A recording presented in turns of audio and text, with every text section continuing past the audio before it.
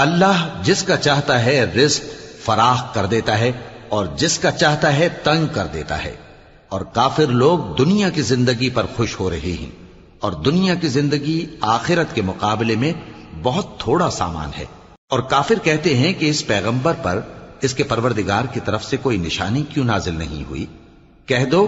کہ اللہ جسے چاہتا ہے گمراہ کرتا ہے، اور جو اس کی طرف رجوع ہوتا ہے اس کو اپنی طرف کا رستہ دکھاتا ہے، یعنی ان کو جو ایمان لاتے اور جن کے دل اللہ کی یاد سے آرام پاتے ہیں ان کو۔ اور سن رکھو کہ اللہ کی یاد سے ہی دل آرام پاتے ہیں۔